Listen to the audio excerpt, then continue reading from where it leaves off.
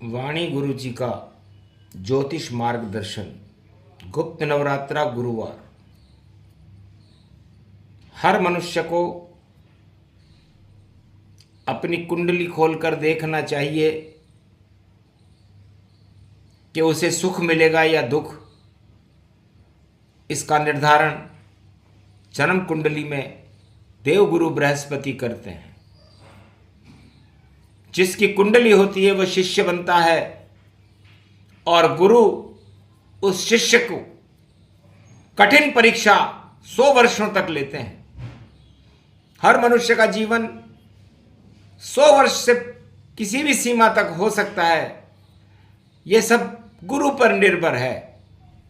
जब गुरु राहु से मिलता है और शनि केतु से मिलते हैं तब जीवन की गति थम जाती है और जीव का परिवर्तन हो जाता है। इसलिए गुरु यदि आपके कुंडली में पाप ग्रहों से आच्छादित है, सबसे ज्यादा पाप ग्रह गुरु से मिल रहे हैं, तो आप घोर पापी हो, चाहे आप राजा भी क्यों ना हो। और यदि गुरु की गति आपकी कुंडली में शुभ ग्रहों से मिल रही है तो आप चाहे भिखारी भी क्यों ना हो, आप महापुरुष हो। तो महापुरुष गुप्त नवरात्रा में बंगाल की शारदे मां की कृपा से सुभाष आए।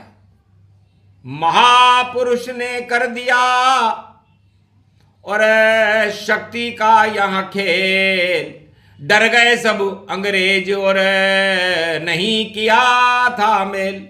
सारे राजनेता, राजा और प्रजा आपस में समझौते कर लेते हैं, लेकिन एक ही लाल सुभाष था, नहीं किया कोई मेल। अंग्रेजों के छक्के छुड़ा दिए ये बंगाली की शारद मां का खेल।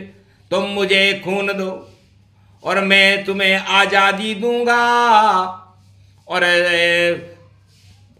भारत की आजादी के लिए मैं अपना जीवन समर्पित कर दूंगा।